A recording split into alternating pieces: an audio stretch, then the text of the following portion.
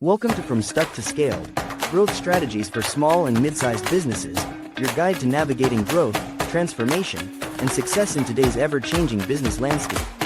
Each week, we'll dive into proven strategies, real-world case studies, and actionable insights designed to help small and mid-sized business owners scale smart, lead stronger, and grow faster.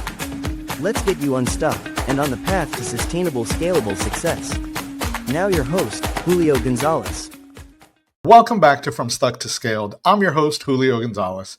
Today, we're throwing conventional wisdom out the window, figuratively. Joining me is Kim Miller-Hershon, a leadership and management coach, entrepreneur, and host of the podcast, Unconventional Wisdom about conventional wisdom. Kim is known for helping leaders break free from tired clichés and stale advice to actually achieve their goals with a customized people-first approach. She brings a fresh perspective to leadership, isn't afraid of bold changes, and along the way delivers sharp insights, great humor, her kids may disagree, and even a few bourbon recommendations. In this episode, we'll explore how to challenge common sense, why smart minds don't have to think alike, and how unconventional thinking often leads to best results. And let's welcome Kim to the show. Welcome, Kim. Hey there. I am so happy to have you as a guest on my podcast. I just guested on yours and had a wonderful time, so I hope this is as fun a time for you as it was for me. So tell our listeners a little bit about yourself and your business. Thank you. So Julio, first of all, thank you so much for inviting me on. I'm really excited to talk to you again and to talk to your audience, so I appreciate it. No, it's my pleasure.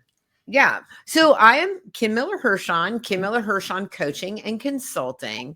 And my business is all about stuck people, right? So instead of a stuck business, mine is about stuck people.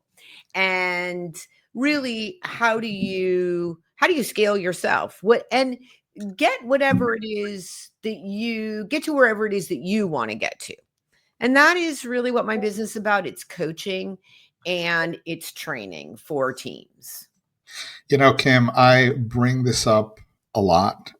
It's just one of those examples that I use. And you know, when you said people being stuck, I'm not a huge fan of Madonna, you know, as a singer. She has some great music, but I always, you know, use her as this example of reinventing herself, you know, and she, you know, has had several, you know, cases throughout her life where, you know, we can say that she was stuck, but you had Britney Spears come onto the scene and kind of Britney became, you know, the queen, and, you know, here comes Madonna, reinvents herself, right? And also Madonna's back in the limelight. She's done that several times. Mm-hmm. You know, how do you work with your clients to unstick themselves and reinvent themselves for success?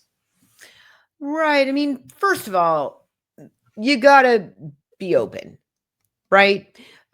You know, we're working with human beings. We are human beings. We don't exactly know what this journey is going to look like. What I really like to say is that I think every good coach can help you figure out what you want, right? Like where it is that you want to get to. I think what I am particularly good at is working on the gap between what you say you want and you. Because listen, and I think, you know, and really to answer your question, I think that's what the problem is that we think it's linear. We think, okay, we just need a good plan. And listen, I am a sucker for a good plan. 100%. Just ask my kids when we go on a trip together. I am like the logistics queen. You carry a spreadsheet? Yeah, and they may have some other adjectives that they might use for it, but we'll leave that for another podcast. But I think the thing is that you're human, right? And honestly, if all it took was a good plan, you'd already be there. Absolutely. Right. So the question is the gap between the good plan and you and all the stuff that goes on in your head that gets in the way. And honestly, Julio, a lot of times it's just like we work in our businesses. It's so darn busy, right? And then we have life outside our business. So how do you find the time to work on your business? And I think that is actually where we get stuck. We have very unrealistic expectations. Yeah, absolutely. We put so much pressure on ourselves, and we get stuck in the mud. We don't focus on the big rocks, That's right. because the day to day, just it drains you. Yeah. And it has to get done. I get it. But does it need to get done in that instance? Does it need to be done by you? And that's where a lot of business owners, fail to scale, because it's all me. And there's this saying that, when the universe talks to you, right? This quote has been coming at me for the past several months. Poor people buy things, rich people buy time. And when early on, when I started my business, one of the first things that I did was I got an assistant to make phone calls for me, because the cold calling, the repetitive cold calling, just it's not good use of my time.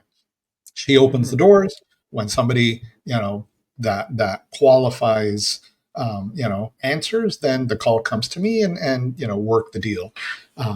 But too many business owners focus on, it has to be me. Nobody does it as good as I do. Right. And I've had a number of other conversations, and I've written a couple of posts and articles all around trust and delegation.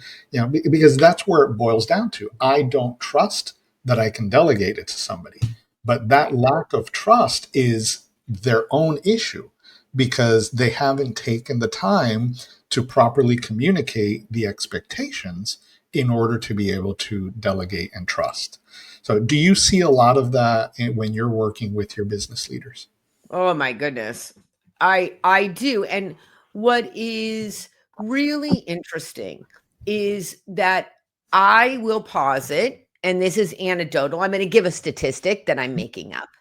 That I think 90% of the time when a project fails, that when you have delegated to something to someone and it doesn't go well, 95% of the time it's the person who delegated its Absolutely. fault, not Absolutely. the person who was executing on it, Yeah.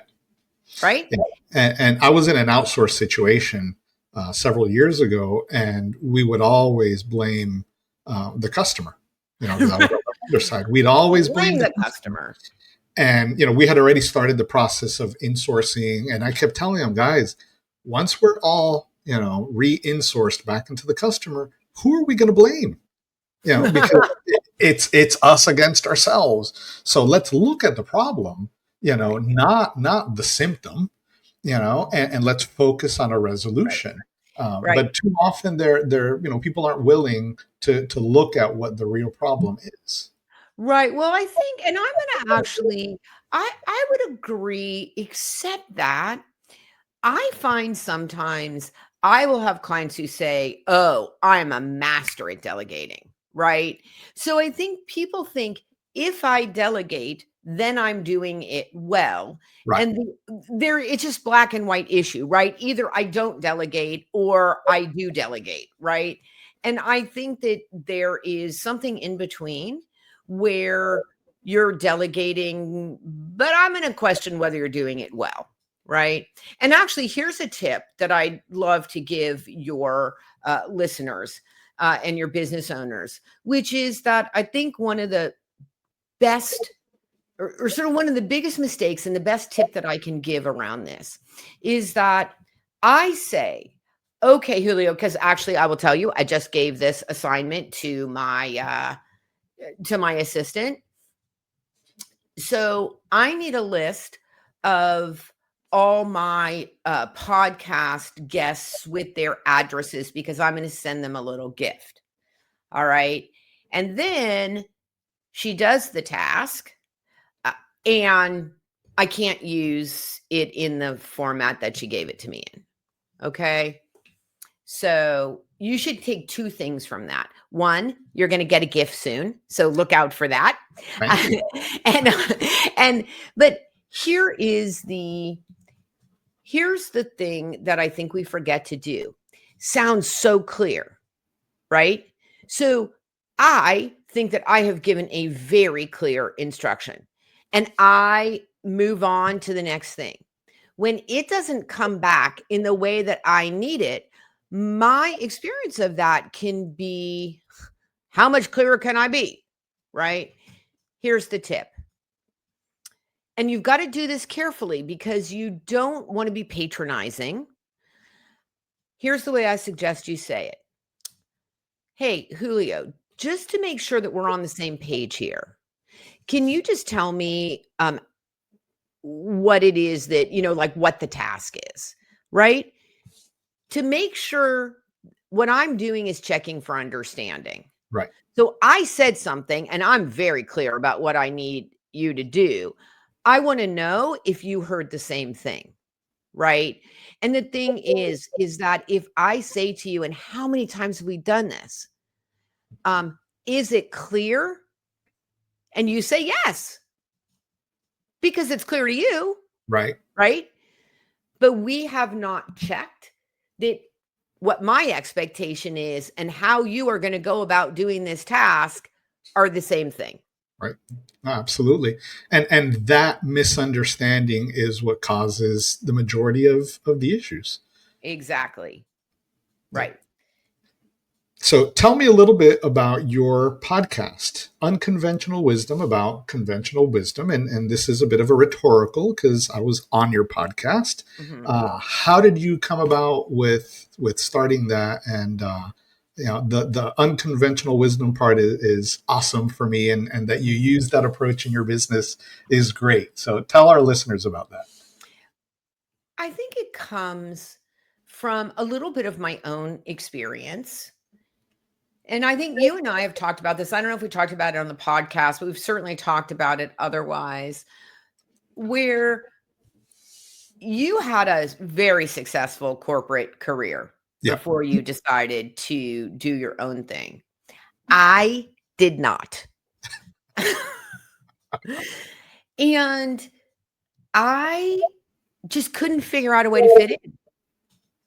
I was never good at towing the line, at keeping my big mouth shut, at filtering what I needed to filter. And also, too, what is interesting is that I'm a person that moves fast. I think fast, I move fast, I make decisions quickly. And that is not how companies, for the most part, work. Agreed. Right.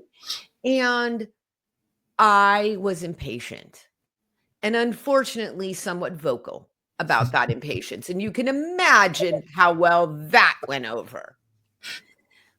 So I think, though, not being snarky, I actually had a lot of shame around that. And I will confess to your audience that I got fired more than one time. Well, actually, I guess that's not true. Oh yeah, no, I did. Yeah, I did. I did. Yeah. And so in most cases, I got fired twice and it was really a relief, except that not financially. Sure. Right. And there are consequences. So I think the unconventional wisdom about conventional wisdom has really been about my personal journey to accept myself for who I am and love the parts of me that are good, and work. I mean, I guess all parts of me are good, but you know what I mean? Like the parts that work. I think as I've gotten older, understanding that filters actually are a good thing, right? But here's the difference. There's a difference between being confident about who you are and choosing to filter yourself because it's appropriate, because it's a better way to do business, than to filter yourself because you feel like you're going to get in trouble. Like, yes, absolutely. Right. And so I think the unconventional wisdom, again, is sort of, I think, my story. And then also, I think it's very much about how I run my business, which is going back. I don't even know if I finished this thought before because I got so enthusiastic. But the idea that what I was saying is any good coach can give you a good plan. But I think it's really special when you find somebody who can see you, Yeah. right? Like I see you, right? And I'm not telling you to do things the way I think they should be done. I'm seeing you, I'm getting to know you, and I'm helping you authentically be who you are and have the success that you want, deserve, desire. And so I think, I mean, Julio, that should not be unconventional, but It shouldn't. somehow it is, right? Because it may go against some of the norms because you may actually have to accept yourself for who you are and love on yourself just the way you are, right? Absolutely. And you hit on a couple of things there that absolutely hit home for me. Because I also, despite, my successes, was that weirdo in the room. I always said, you can have one person thinking, A and the other one thinking B, and I'm the one with thinking Z, just totally off the wall perspectives. And, my personality has been questioned. My approaches have been questioned. And, we had in September of 2020, so we're mid COVID, sent home, we had a cyber attack and it was ugly. Episode 2 of the podcast is that story. And I could probably have told it a little bit better, but it's an incredible story to tell. And, we're several days into this and having like practically, 3 times a day calls with forensics companies and company leadership, all these people. And my boss, and I will flat out say he was an idiot. And I hope he listens to this show. Um, so, he says in front of all of these people, we need to give Julio more stress so that he calms down. Because and he's saying this, and it's like, are you serious? Do you understand what's going through my head right now? If I am not the sane and calm one in the room, who's that going to be? Because he's running around with his hair on fire and everybody's freaking out because we've been down, but that was my moment that I had to be in control, and really that's when I realized that my challenge throughout my business career was not stress, was not, too many priorities. It was those people who didn't have that self-control, and were just, and I get it, people are creative. I have no problem with you being creative, but you have to be rational and practical about it. And everybody around me for some reason was just all creativity and sales and no standard, let's get things done. And this moment was just like such an eye-opener for me. I subsequently did a Clifton Strengths, and my number 9, which, your top 5 are the big ones, your top 10 are, Right. my number 9 is control. And you only see control in like generals and police officers and people that have to like really, come together. But I'm that guy that when the shit hits the fan, I take control and I get things done, and everybody's again freaking out, but I was, also that unconventional person, just in a different way. Yeah. And, that created a number of challenges for myself, similar to you. Yeah. Yeah. That makes perfect sense to me. Yeah. I'm also even though I can be very emotional and very up here, I am a very good person to have in a crisis. I can rally the troops in a pretty good way, just sort of like you, like just be that calm, I don't know if actually I'm calm. I'm just bossy, probably more. nothing wrong with bossy. As long as it's with the right end in mind and with the right attitude and stuff, bossy's not a problem. Yeah. So what are some of the unconventional wisdom types of things that you deal with on your podcast that you help your customers break through for success? Mm-hmm. Let me think. There are so many. Well, you know what? One really comes to mind because when again, I'm still really thinking in the context of, business owners that are really stuck, right? Mm-hmm. And they're looking to grow. I think one of the biggest mistakes that business owners make is that they are the bottleneck. And one of the beliefs that they have oftentimes is, I have to be the hardest working Yeah. person in the room because I own the company or I make the most money, and I want to set a good example for my employees. I want, if I expect them to work hard, then I need to work hard, right? And what you should be hearing here is a lot of shoulds, Mm-hmm. right? And it I think that is a mistake. That is conventional wisdom that is a mistake. Yeah. And one of the things that I would say to you is, you I think a great question to ask yourself is, what is it that only I can do? Right?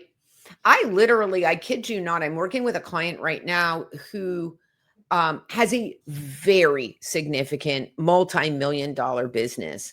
And she's still going through all of her own emails, right? 300 emails a day. Here, though, is the difference, Julio. And I really want to say this very strongly. And is that it's one thing for somebody to come in, you operationally or Mm-hmm. me on the people side, and sort of say, oh, well, you shouldn't be managing your own email. That isn't a good use of your time. It's a very different thing to, again, understand how this person operates and then give them some ideas about, what do you do? How do you do it differently? What system can you put in place to make that happen? And then you have to iterate, right? So this is somebody who is a very people-oriented person. So we needed to make it a really simple system, right? There are other people, other clients that we would do something much more spreadsheety, complicated, but that's Absolutely. just not going to work for who she is, Right. right? It really has to be simple. And I think we came up actually with a really elegant, simple plan that she's been implementing, and it's working really well for her, right? I think though, what what I want you to hear, what I want your listeners to hear is that part of what is very helpful to do is to evaluate how you spend your time during the day. Again, you cannot 10x your business and have the same job that you currently have, right? And so everything is on the table, right? Where are you not working on your business? What opportunities are you not taking advantage of?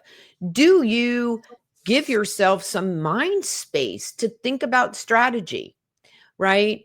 So I think there's that. I think another thing that comes up is about culture and about how you model the culture.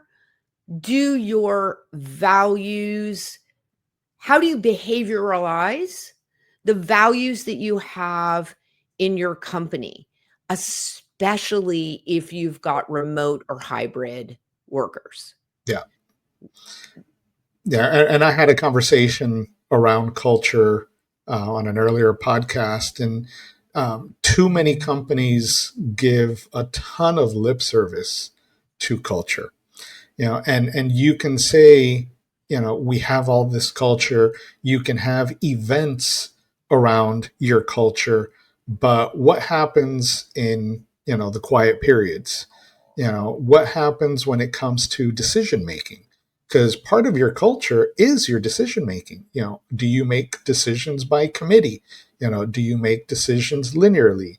There's so much that goes into culture, but people think, oh, our culture is, we have picnics multiple times, a year, and we celebrate, certain, non-for-profits and blah, blah, Mhm. blah. Those aren't, those are social causes. Those That's not, your culture. Mhm. Your culture is, how the company operates, the ethos, Right. the why of the company. And Right. everyone needs to live that and espouse that.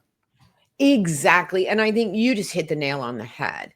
I think, again, the question then becomes not just what are the values, but when I say behavioralize, you used a better word than I used, which is how do you live that?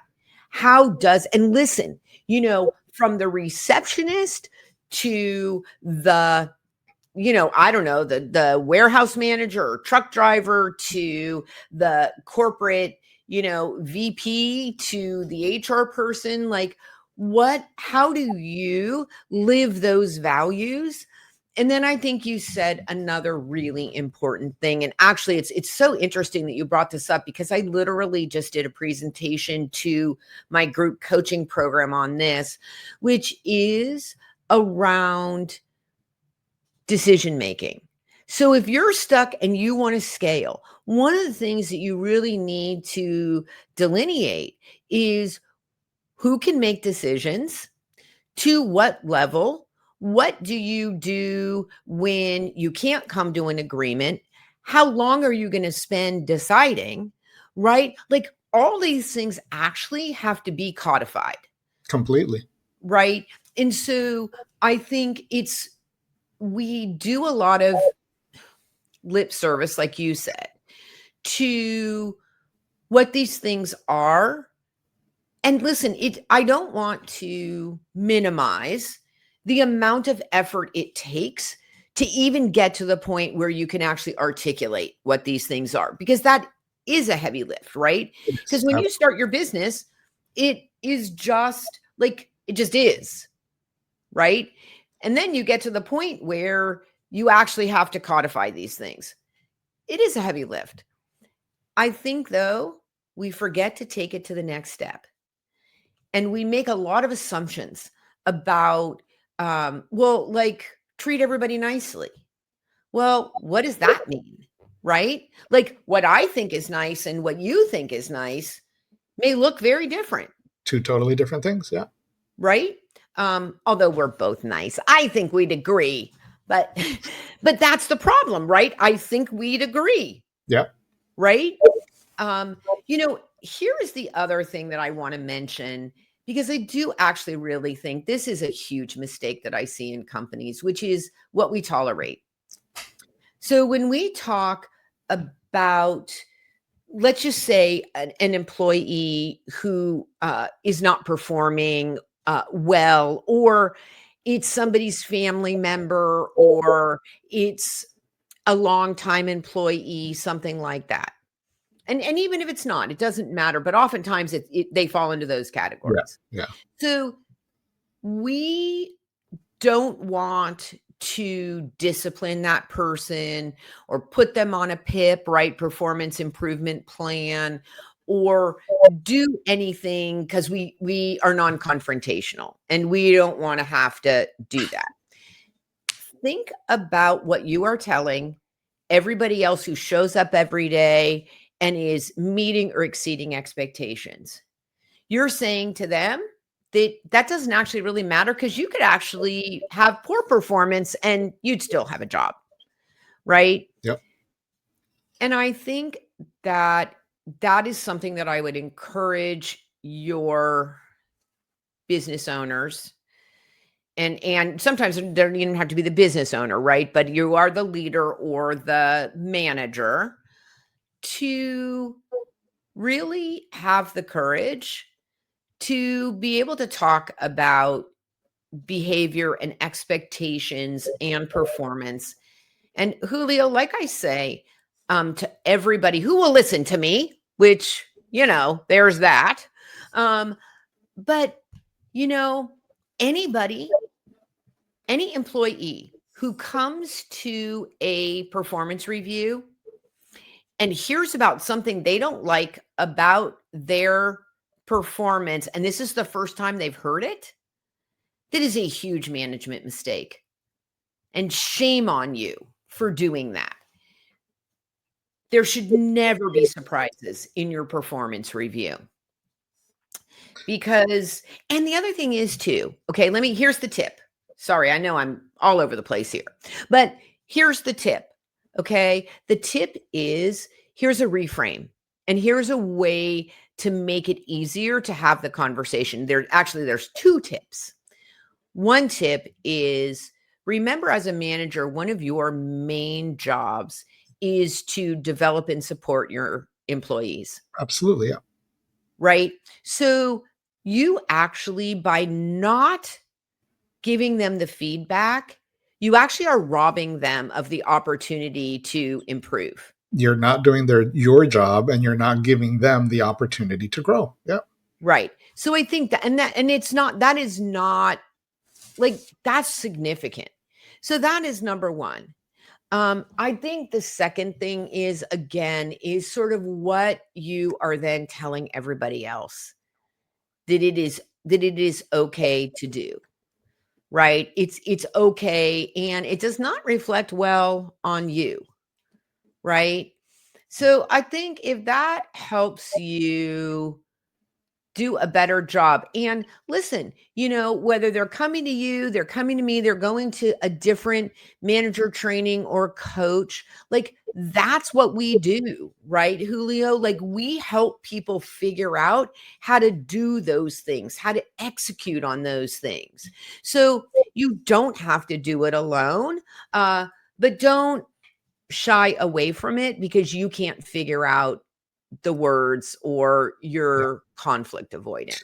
Yeah, and I wanna speak directly to performance appraisals, because the audience that we're talking to is one that in many cases doesn't do performance appraisals, right? Especially if you're in a small business, family oriented business, what is that, right? And I just had a conversation yesterday with a small business owner. She's going through a whole certification process, and it's asking for all kinds of documentation typically found in a more mature organization. Mm-hmm. And when you start a business, yes, you may not be thinking a year from now, 3 years from now, I may need to have a formal performance appraisal process or whatever policies and procedures. But there comes a time where you have to have those things, that level of maturity, especially if you're in a business that is highly regulated, be it federally or through some association or any of those types of groups. And if you don't have the wherewithal to go and build a program, you need to bring somebody in. Right.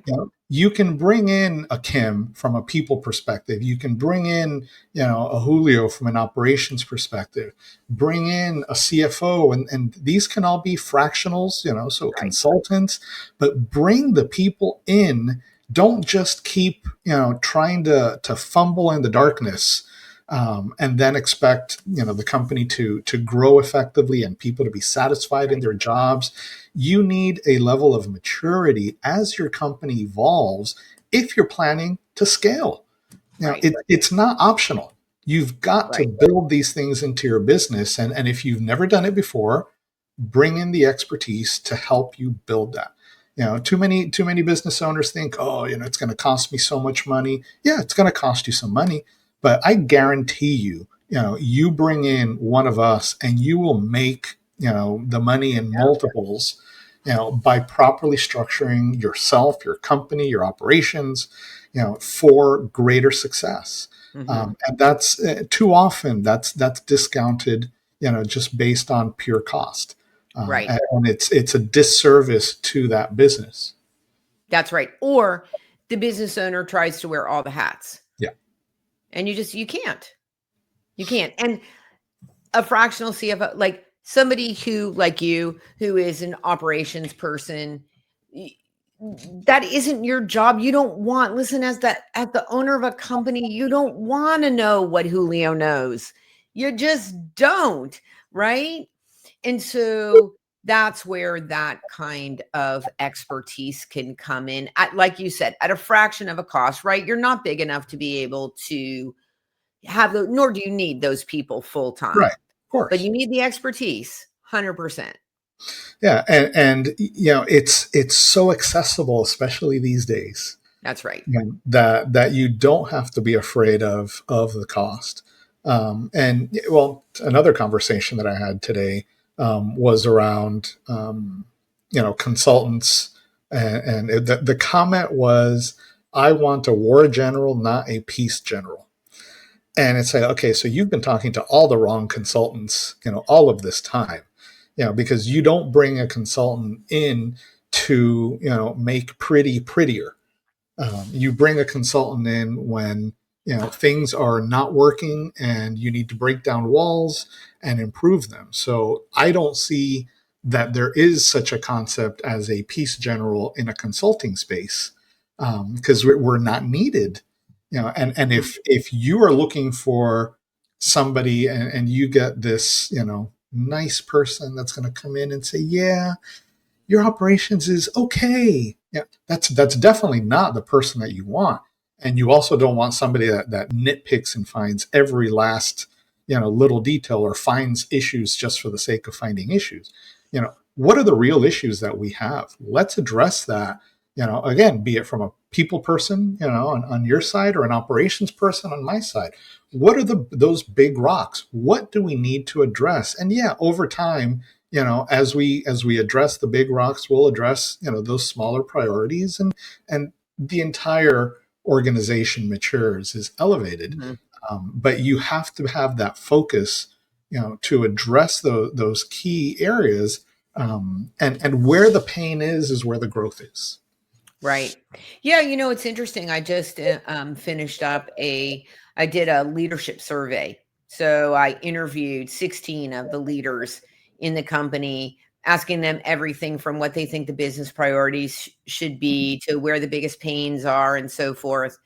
And I actually came up with a very subtle but very interesting observation, which is that I asked them a question specifically around collaborating with each other.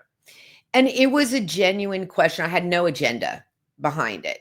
I just wanted to understand how they work together. And so what is fascinating is, as they all answered the question, and I thought about it, I thought, this is really interesting, because how I would say this is they're cooperating with each other. So I ask you for something and you give it to me with a smile, right? And to me, it feels like a good interaction, right? And this company just happens to they work with the government. So there's a lot of compliance and reporting, and everybody hops to it, right? And there is no, we'll get it to you later, right? So they all do that very well, right? Not, maybe some of it is last minute and there's some stress, but they all do it really well. What my observation is that they mistake cooperating with collaborating, right? So my experience of them is they're actually really quite siloed. Yeah. Right. And they're lean and it's busy. I mean, there's a lot of work to be done. Right. But I think it's an interesting observation, again, for the companies that you work with. Do you actually have strategic partnerships between your departments, or is everybody just working on their own thing and then just asking for what they need from somebody else? And then are there structures in place to facilitate that strategic thinking and alliance? And then again, are there rules of engagement around what that looks like so everybody's voice gets heard, so that you can disagree and everybody can put their voice in around ideas, but they're not tearing each other down, right? So I think that's an interesting thing for, again, the companies, your audience, to really think about, because I think it's a very common thing. Yeah, and that's a very important distinction because, like you said, the cooperation is great, right? But the opportunity for collaboration makes the organization that much greater. Right. Because And that's the scale part, right? absolutely, so if you and I are cooperating with one another, and I see that you're running, you're running behind, you're overworked, collaboration could mean that I go to someone else, another one of your years that isn't, as taxed as you are, or it may mean that I jump in and I help you with your part so that together, we can be successful. And that part, is missing in so many organizations because it's all about me. You figure out, your thing, I'm going to figure out mine. And, yes, we may have that culture that we need to respond quickly, and get everything out there. But if we're not working together, then we all really, at the end of the day, fail, because meeting a deadline for the sake of the deadline is not necessarily the answer. We have to meet a certain quality expectation, in meeting that deadline to be truly successful. Right. And how do we do that at a higher, like more strategic level?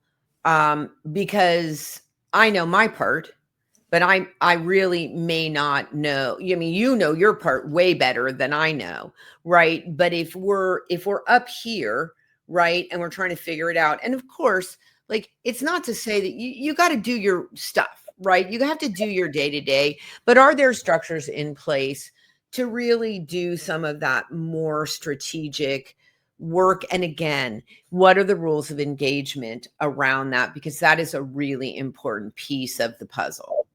And I'll bring that back to culture and change, right? There has to be true buy-in from all parties in order for that collaboration to take place. That's right.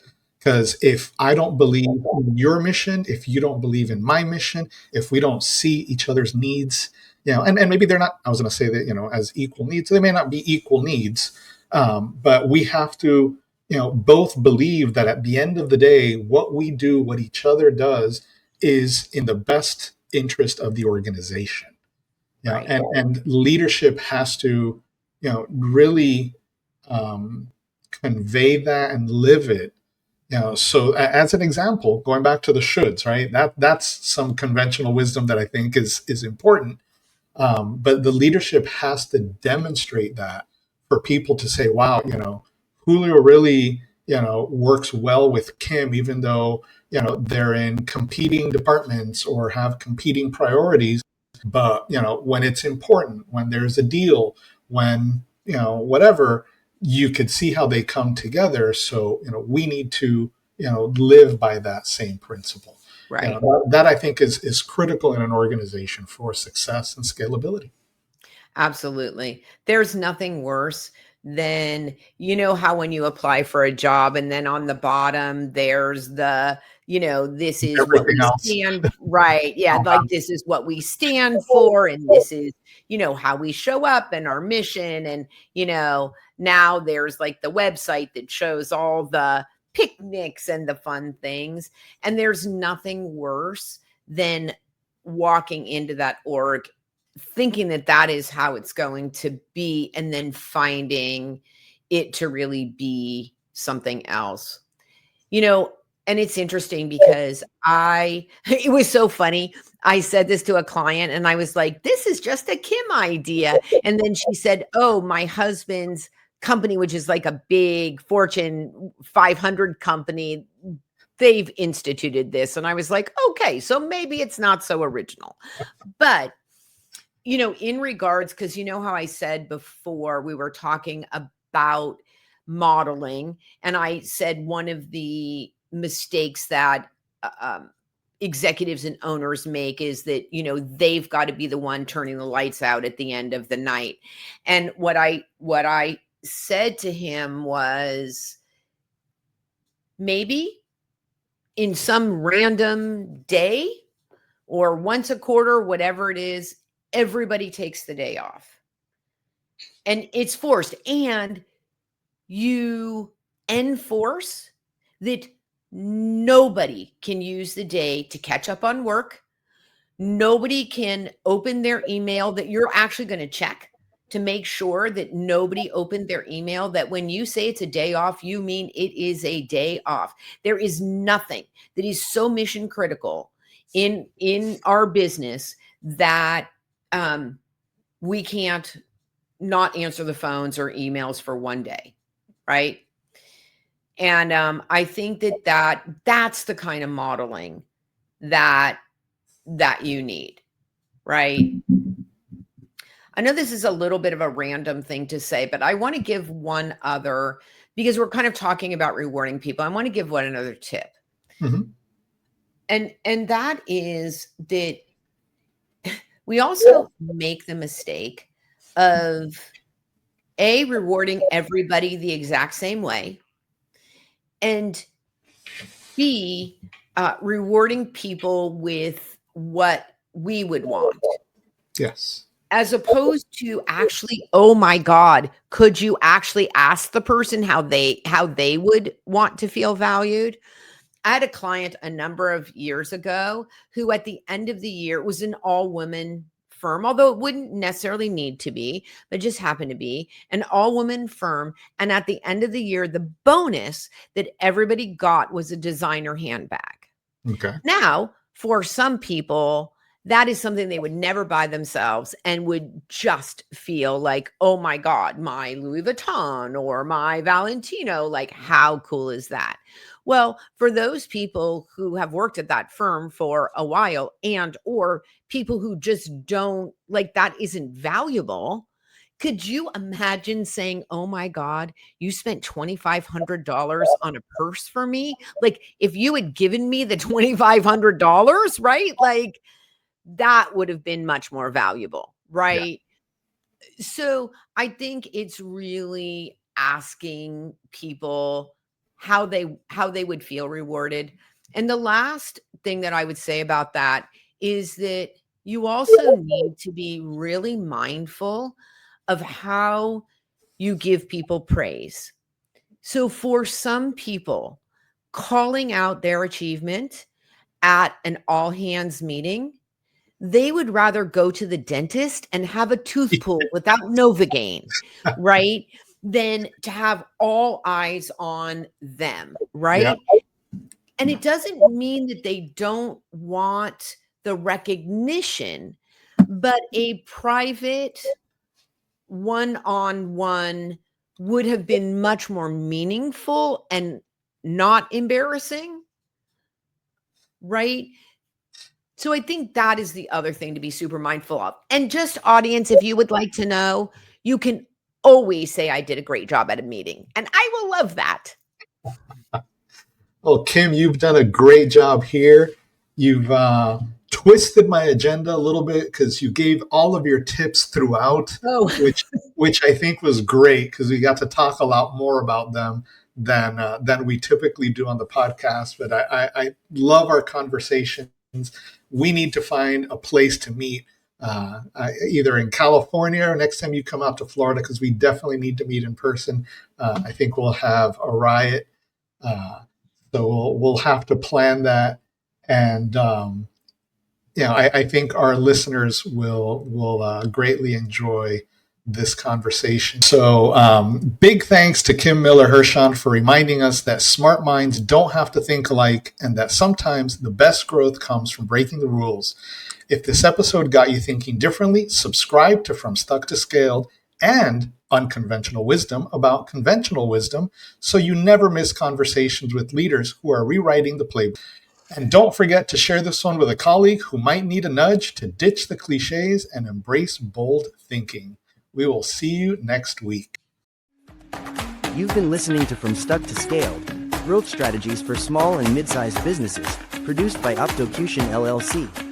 For more information, tools, and resources, check out our website www.redefinepossible.co/podcast.